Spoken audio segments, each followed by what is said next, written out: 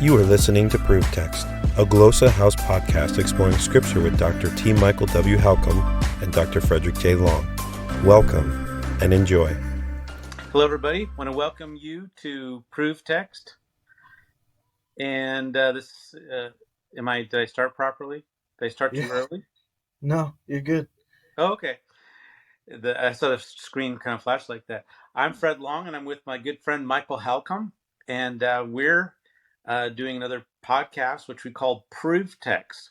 ProveText, not proof text, where we're trying to make Scripture say something that it doesn't really intend, but we're trying to prove the text, stay close to the text, and prove from the text what the points that we're making. And we're looking at Galatians. So Michael has a new location. If you've seen him in the past, this is probably not the most glorious background Michael has, but I guess it's a really windy day there, so he's not in his yurt. But yeah. So how are things going? Yeah, all right. Different location. Not you hear my dog? You're having dog problems. I'm having dog problems too. Yeah. There you go. This is my doggy, Callie. All right. Yeah. All right. Is it Jack Russell? No, she's got a dachshund body. Oh. With the attitude of a Chihuahua, so people think she's a Chiweenie.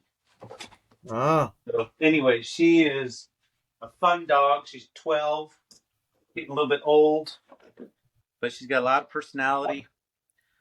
Very vocal. I think she talks to us. She knows several words. All right. So, all right. Well, we're looking at Galatians 5. Verses 5 and 6. So you're we were in Galatians 4 so long that it's just want to go back there. There's so much to see and learn. So you're looking at Step Bible, which is an awesome software. I have pastor friends who are using it, and many are using it. So shout out to them.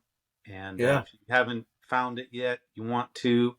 And we have an interlinear set up so you can kind of follow along. So our format is that Michael's going to read the Greek text, point out maybe some pronunciation things, and then I'll translate, we'll discuss it, and we'll go from there. So want to get us... Did you know, by the way, that Mark Cannon was working with Step Bible these days? Yes. Yeah, Mark Cannon. I was about to say his name. I should have. Yeah, Mark Cannon worked for a long time with BibleWorks until it stopped. And so he's applying his many years of skill and experience here. Yeah, he and I were seminary students together at Asbury Theological Seminary. So, yeah, he's a great person, and appreciate him. Yeah, well, here it is, Galatians 5:5. Emis gar pneumati ek pisteos alpida dikeosynes apek dechometha. Woo, that's a hard one. Apek dechometha. Yeah, that's an interesting word. I was on a roll till I got to there. Apek dechometha. Look at that. You got the pk. Yeah. Wow. Apek dechometha. All right, so verse 5. Oh, any pronunciation things apart from that last word there being a tongue twister? No, I don't think so. Pneumati. Yeah, pneumati. That's right. Not pneumati or pneumati, but pneumati. Yeah, pneuma. By the way, I just did an interview, by the way, with James Michael Smith, who's now becoming a regular on the podcast here. I just did a interview on his podcast where we talk about the pronunciation of Koine Greek. So those of you who are interested, you may go check out Disciple Dojo and find it on YouTube even and listen to that. But it's a good interview. Convinced him, or I guess he's been wrong his whole life about harassment and stuff. Someone else on Facebook posted something about Ben Cantor's book, which just is coming out or about to come out. Yeah.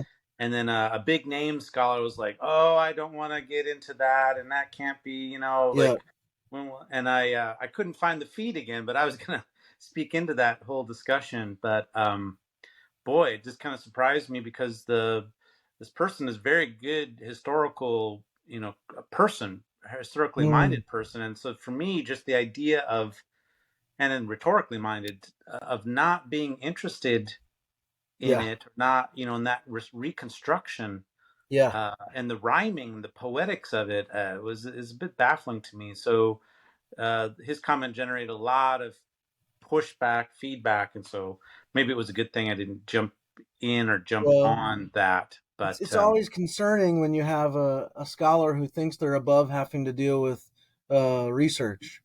You know that that's a big red flag, isn't it? well, I don't think this person is a great researcher, but I think the issue of Mm, pronunciation. I mean, I think for someone like him, I'm not going to mention his name. He's a good yeah, person and friend, but I think it kind of betrays the fact that this is it's been debated to the point, and maybe that he doesn't appreciate it, and maybe it's just the within Erasmian. I mean, Erasmian has about four different main streams of pronunciation, right, right. apparently. So it's obviously debated among Erasmian, and then inside of my logos, I can turn on this pronunciation or Erasmian. Well, they're cheating. I mean, some of the Erasmian are now aligning up with the Koine era Right. pronunciation or restored pronunciation, however you want to call it. So it's like, well, it's a weird hybrid that's going on.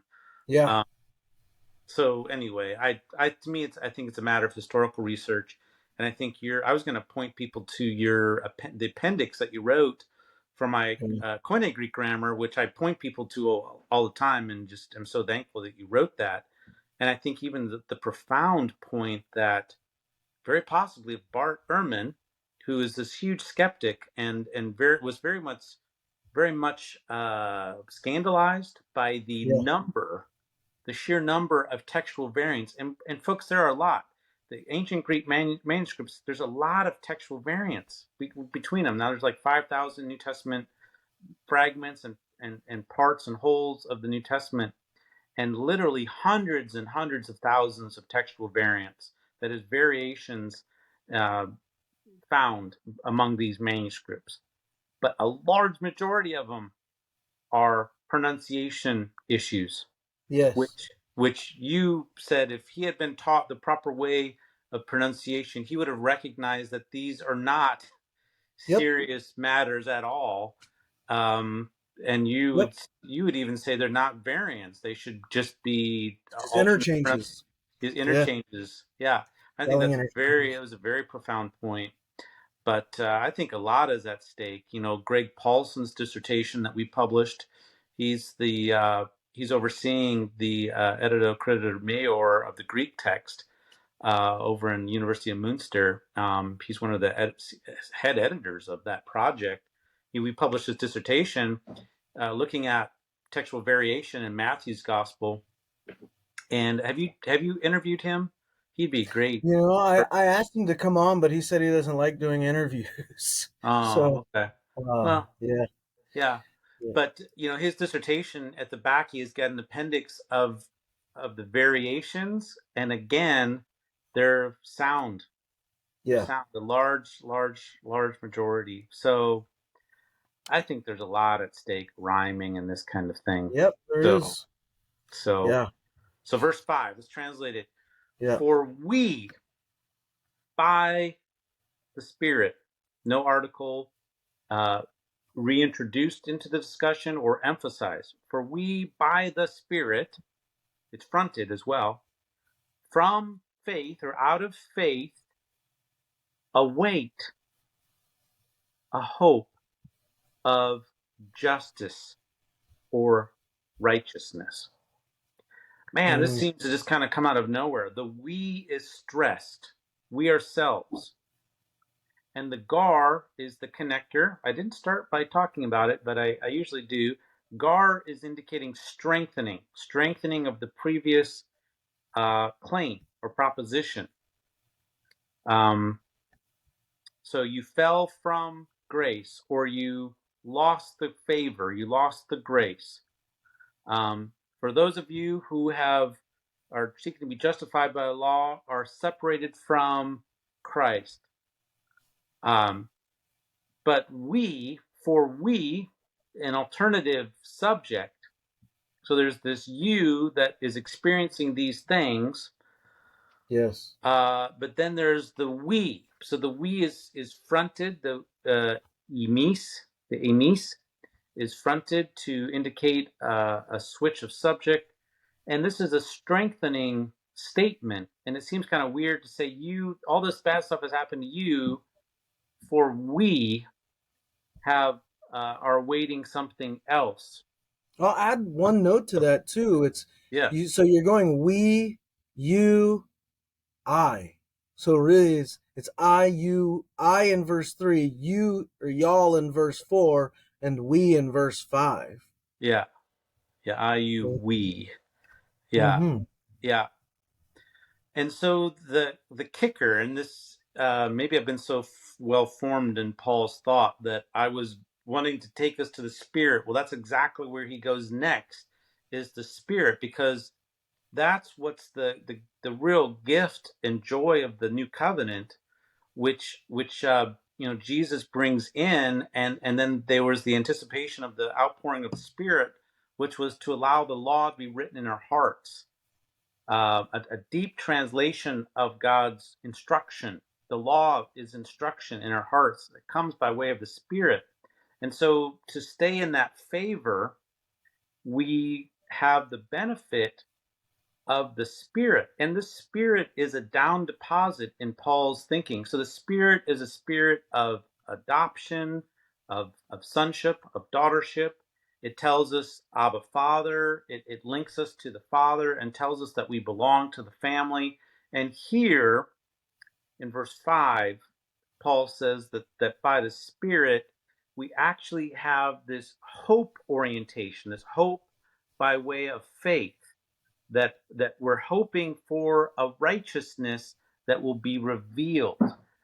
We eagerly await the righteousness for which we hope. Literally, we await the hope of something in the future, and that hope, the content of that hope, is the justification. So there's some aspect of being rectified that begins with Christ. We certainly begin rectification with Christ, but some people are banking in the rectification that comes from being in the law. And there's something illegitimate about that, Paul says, because it's not going to happen. It's not complete. And it seems like for believers in Christ, there is actually a future anticipation of justification, which the Spirit gives us and grants us.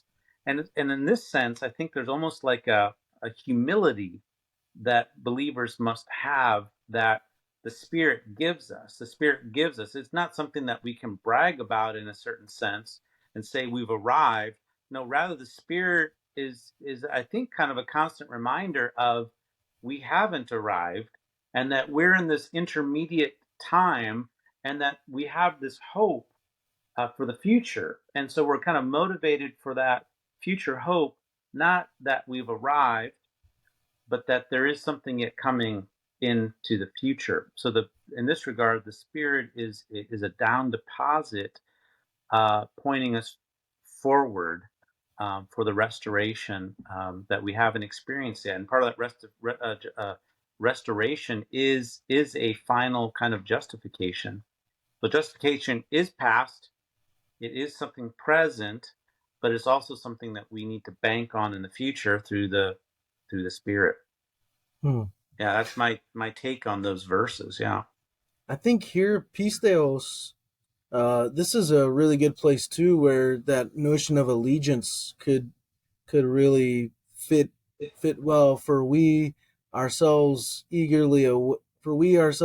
the Spirit eagerly await out of allegiance, like it's our allegiance to Christ that allows us to wait eagerly for the future, the end, right? The end, the fulfillment, the climactic point of justification, right? It's Yeah, not the of being declared right, of being yes, being in fully just right, being fully fully right right. with God. Yeah.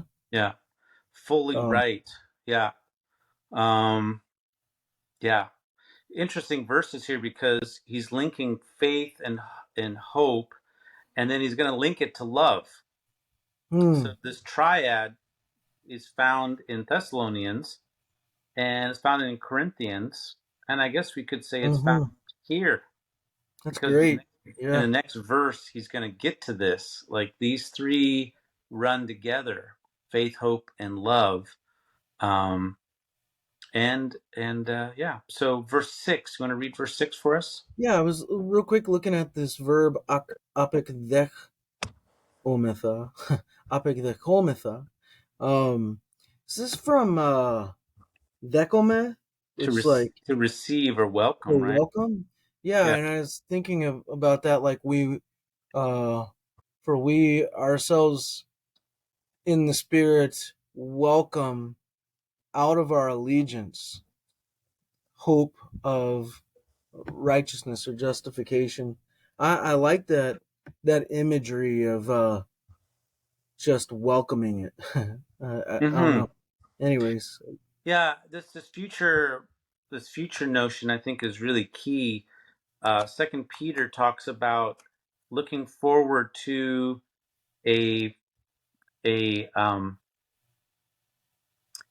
a new heavens and a new earth. Second Peter 3:13. But according to his promises, we're awaiting. There's this idea of awaiting. It's a different verb, but it's still this kind of forward anticipation. Uh, for it, we're anticipating, looking forward to the new heavens and new earth, in which righteousness dwells. Like we just all have this sense that we do want to be right. We do have a sense of justice. We want things right. The okay, problem is so is that we often view it too constrained by our yeah, view of what that is. And Christ expands our boundaries, our expands our horizons. I guess expands. It's expansive. His vision is larger. It's not about an ethnicity group. And here I'm anticipating the next verse. What were you gonna say, Michael? well, like uh, as far as well, now I've kind of slipped my mind what I was going to say, but um, yeah, what was mm, I don't remember how I was going to word it. So Just we're slipped my looking. mind. Was it Yeah. something we're looking for? A place where righteousness dwells, like rightness, Yeah, I justice was going to say something dwells. about how the law itself, um, it as you said, it reveals sin, but then it can do nothing else. Mm, Whereas once the law has revealed sin to us, Christ is able to offer us the grace and yeah. justification. He's able to pay the debt that we owe and give us freedom from that debt, Hmm. right? Whereas the law itself is not able to do that.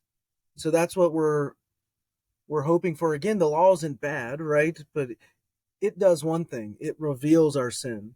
But then we're just left there if that's all there is. Yeah, So, I mean, it provides sacrificial means for it that are annual mm, and repetitive, yeah, whereas Christ's sacrifice is once and for all. So the author right. of the book of Hebrews really works out the kind of logic of Christ's death, which is once and for all, and the implications that has for Yeah. a new reality, a new priesthood, a new kind of covenant for that. Hebrews is so profound. I don't think it was Paul, but who wrote it. Many people did, but in antiquity thought it was Paul, but has such a grasp of this changeover. So You don't yeah, think Paul wrote Hebrews?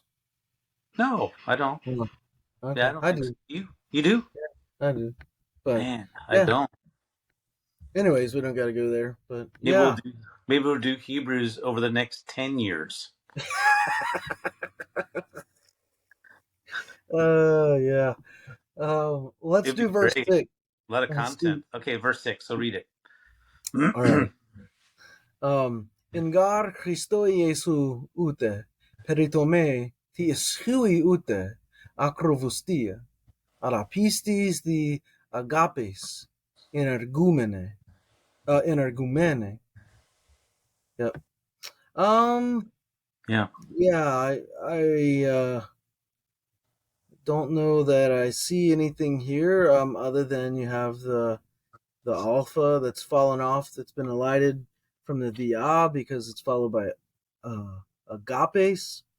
Um, but I think that's all I see in terms of pronunciation. Anything you see or no? Oh, I see Well, one other thing. the oo's Uh, and o's there. yeah, Christo Jesu ute. I see the T. It's lost it's in click, right, or not in click, but it's lost Proclitic is thrown off yeah, its accent. yeah, it's lost its accent mark. It's tonos, Yeah. and so usually um if it's lacking that accent mark, right, we know that it's not indicative of a question. But Yeah. anyways, doesn't really have a lot to do with pronunciation, but let's, I guess, go ahead and translate and see what we see here. So here we have a supportive statement, Gar, for in Christ Jesus, neither circumcision strengthens anything, nor uncircumcision, but faith working through love. But faith Mm. is working through love. Uh, yeah.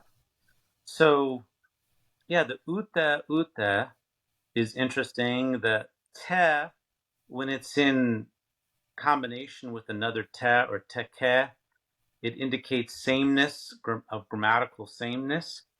And so here we have the peritome paired with the grammatical sameness of Mhm. akrobustia, so circumcision and uncircumcision. I've decided to translate iskui, as strengthens. It's, I think, often translated as Yeah. means anything, Yeah, any value, as the NIV does here. but that's not what it means. I don't think. Uh, the basic meaning is to be strong. It's from the uh, word iskus, strength, capability, power, might. Uh, First definitions in BDAG or lexicon is to be in good health, to have physical powers. Secondly, to be have power, to be competent, to be able. Third, to be in control, to have power, to be mighty. And then the fourth definition, which is always sometimes can be suspicious because these are like extended meanings that may not, they're not the core of what the word means. They're the kind of peripheral. And this one means to have meaning or be valid, to be in force. Mm. So I think that circumcision was believed to provide power over sin. I think it was almost maybe seen magically, or it was certainly seen within a moral context that this is something that if you do it, it's going to give you power and mastery in your life. And Paul is Really? denying that. What gives you power and mastery in your life is actually the Spirit. it's it's not circumcision, nor is it uncircumcision. Neither of these has more power.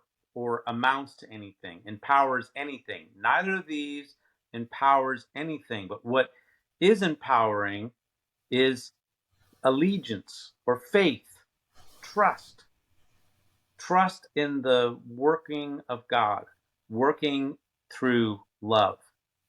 And that's what Paul says here. Faith working through love, that's what strengthens something. That's what strengthens us.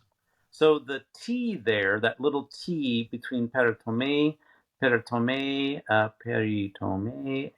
iskui, that little T is an indefinite pronoun, and it's meant to kind of minimize, like it strengthens nothing. But what really does strengthen something is, in fact, faith working through love. Yeah. So I think we're looking at an issue of empowerment, and how do we properly get to the goal, which is justice and righteousness. How do we get there? We get there very humbly through God's favor, his charis. And this charis, this favor, this grace is conveyed humbly through the Spirit, which gets us looking forward and orients us to God accomplishing his goals in his way. And so we have faith in that. And in the meantime, we're called to continue to have faith, to show allegiance to the political reality of Christ, the heavenly city, which is free, that we are members of, and to exercise love, to demonstrate that in terms of love, through love. So faith energized, literally faith being energized, our allegiance being energized by way of love, through love. So dia, the preposition dia, agapes, through love. So love is this intermediary means that is an energizing force. And I would say love begets love. If you withhold love, you don't get love. If you give love, you beget love. So love is this generative force. It's the way that God has made us in this world. And it can be very sacrificial. It's not easy at all. But it's the way that we win in the world. It's how we win. We win by being sacrificially loving and being faithful even unto death, and showing our love at that level is what I would say. So there we have the love completing the triad of faith and hope, empowered by grace and the Spirit, leads us to an energizing love. Yeah. This love, I mean, in verse 6, completes the triad of faith and hope. So love completes the triad of faith and hope, which is energized by the Spirit and the favor that we're given in Christ, which is a favor that we don't have inherently, either by our circumcision or by our uncircumcision. God is not interested in that. While that was something that seemed that God was interested in a certain time, in fact, he wasn't. And he's not so much interested in those things.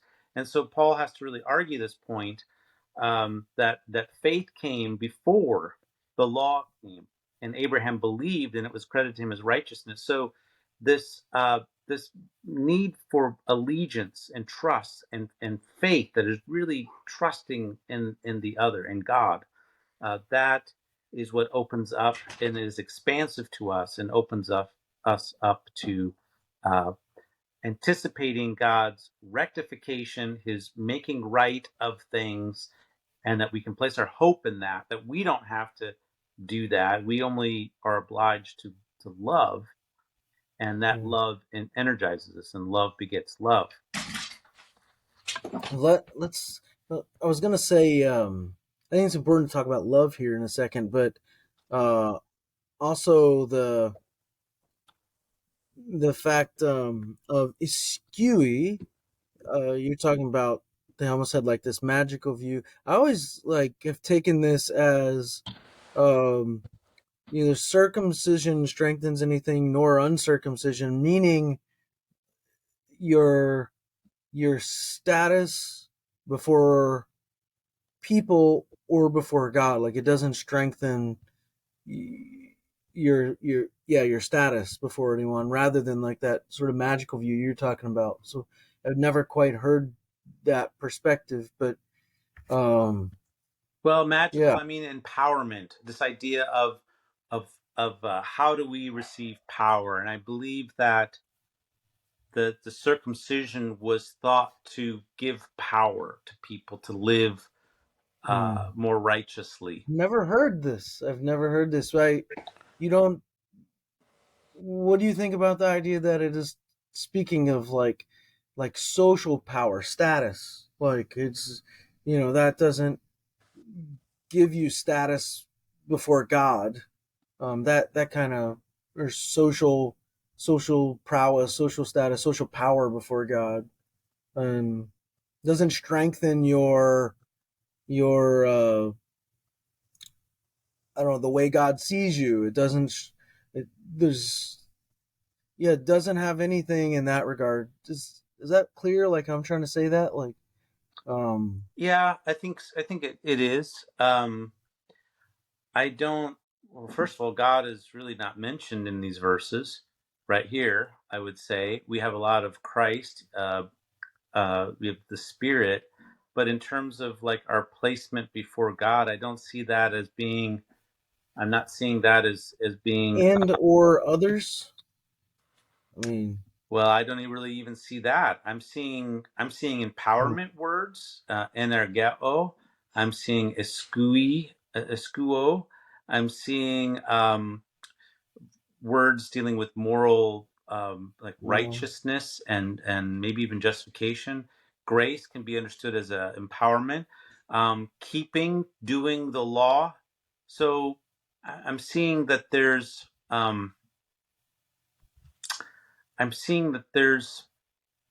issues of virtue and vice, and that's eventually where he's going to work this out to, is virtue and hmm, vice and fulfillment of the law, walking by the Spirit versus the flesh, and then you have all the virtues and vice there.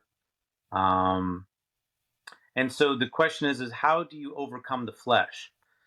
Do you overcome the flesh through circumcision or through the Spirit? Um, verse 24, Paul will say, those who belong to Christ have crucified the flesh with its passions and desires. If we live by the Spirit, let us also walk by the Spirit. So I think that uh, Paul has to lean into the virtues that come by way of the Spirit, because the alternative message is the message of law observance and being empowered through the law and these kinds of things. And I think circumcision probably was one way that one signaled mastery and virtue in particularly a very powerful area where um, people huh, often sinned. I mean, one of the first sins listed often is porneia, and yeah, I mean that's the first one listed in verse 19 here. Porneia, it is sexual immorality, fornication, and yeah. So I mean, when we think about it, that male organ, which is used often in these acts, is brought into some change. You're trying to physically remove part of the flesh from it, yeah. and I'm thinking that there's something powerful or thought to have been powerful about that in terms of virtue, the Huh, ability to be virtuous. Yeah. interesting. All right. Well, also just briefly, we can talk about just faith expressing itself through love. I mean, I don't know, we've probably talked about this on the podcast before, but just love, where it's such an ambiguous term in a lot of ways. I mean, we have the word agape here, and we don't want to make that whole thing. As much as we love C.S. Lewis about the four loves, and there's some fallacy going on there, but um, we do have this faith expressing itself through love, and what is meant by love. Like, and we have faith, hope, love. What is meant by I guess each of those, but particularly love. I mean, if we think of faith as allegiance, that makes a lot of sense. Hope as uh, kind of looking ahead to that the New Jerusalem and the being fully right with God, and then love. So, what is love? Yeah, I think we have talked about this a lot. I like the idea that it's valuing the other, a quality of warm regard for and interest in another, which is just another way of saying you're valuing them. It doesn't mean that you're validating them, or although it might mean that, it doesn't mean that you're condoning what they're Mm, doing. It means that you value them, that you recognize that they have inherent value and worth in and of themselves. They, apart from what they do or don't do, they are worthwhile. yeah, And that, I I think, is what love is. I would add to that. I think, like, if I'm thinking of love, if I tell somebody I love them, like, this is just a shorthand way, if you will, of saying, like, I'm always looking out for you, what's in your best interest. Like, I'm always looking out for your ultimate good, Mm, right? I think that's really what love is. Like, when I think of myself, like, as a parent, like, to love my kids is to look out for their ultimate good and to have their best interests in mind. And yeah. I mean, that same plays, as a teacher or a pastor or a husband. yeah, they have their well-being in mind. Again, what comes from that, and that is the recognition of the value of that person. Um, Often charity is given as a gloss too, which would suggest you're wanting the well-being of that person. So almsgiving or giving of charity, having love for somebody is that favorable disposition towards that person, which I think comes out of that innate value that you see that they have. To me, Yeah. that has spoken volumes to me to think of it that way in terms of valuing, which then So, means like, that it's gonna manifest that in terms of mm, charity, almsgiving, different kinds of thing. truth telling, because, like, I was driving yesterday and I saw a guy wearing a shirt, a pride colored shirt, and it said, "Love is love." Of course, a tautology, but Yeah, the whole idea of saying, like, gay love is love. Like, there is no, yeah, right, they leave the word gay off there, or whatever, the LGBTQ, lesbian love, gay love, bi love, whatever, they leave that off the front. and they're But meaning love, sexual kind of loves, I guess. and, like, but that is not a kind of love with the other person's ultimate good in mind, right? At least in my perspective, like, Hmm. uh, I think, yeah, there are a lot of problems with that. But yeah, so Yeah, so faith energizing through love. Yeah, we got to get love right. Like, how do we define love? Because if we don't, then I think if it's self oriented, then we're seeing people as objects to satisfy us. If we see hmm love as emotionalism, then it's dependent on feelings, and feelings are very important, but that's not the sole basis of what love is. Love doesn't mean to condone or uh, accept hmm everything that the person does. I yeah. I mean, yeah, I have a counseling friend, Pat Holly, who's been on the show, and he's often helpful in explaining this, and he often puts things quite radically, um, which is really challenging me to kind of splice this out, because people just want to be loved. So, Mm. and they come to him, and of course, he doesn't But tell me do they want to stuff. be loved, or do they want to be justified? Like, do Well, they want to be loved, or do they want to be affirmed?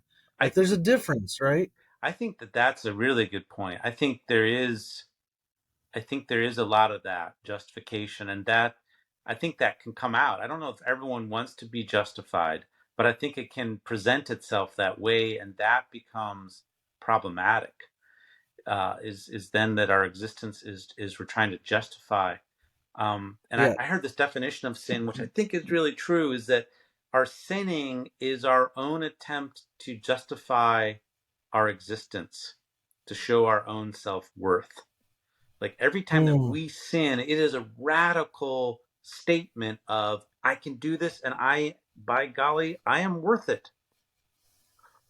Hmm. So this idea, Bless I think, of sliding from I want to be loved to I want to be validated to I you. want Yeah. to be justified. That's a slope there, a slippery one, I think, and to be able to be discerning about that.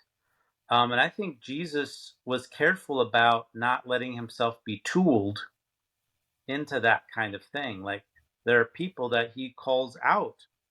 In other Yeah. words, the way Christina talks about is instrumentalized. He doesn't let himself get instrumentalized. I mean, people come to him and he's like, wait a minute, go home and, do this and that. And, he'll call people out. I think the church is being instrumentalized by people as a way to justify themselves rather than to seek God's justification in the way that God has revealed. Yes. Yeah. Yeah. Yeah. Yep. I agree. Yeah.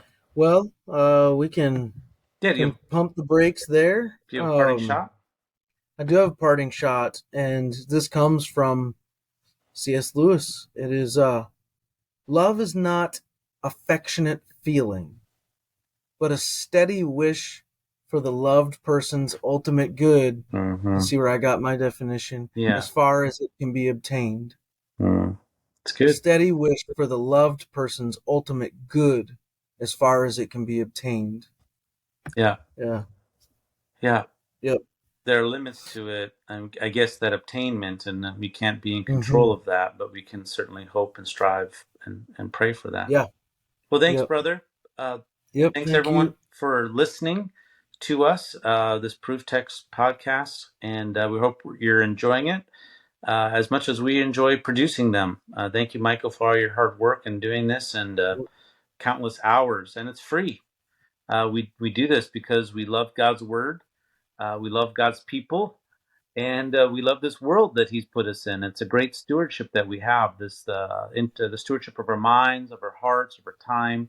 And so we hope that you appreciate this, share it, and leave us some feedback, some comments. If you want us to focus on this a little bit more, or focus on that, or explain this a bit more, whatever, we appreciate that feedback. So thanks so much, everybody, and thanks for listening.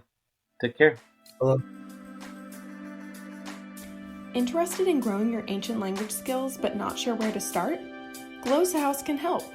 From illustrated readers and short stories to lexicons and grammars, Galotia House offers a variety of resources for beginning, intermediate, and experienced ancient language learners.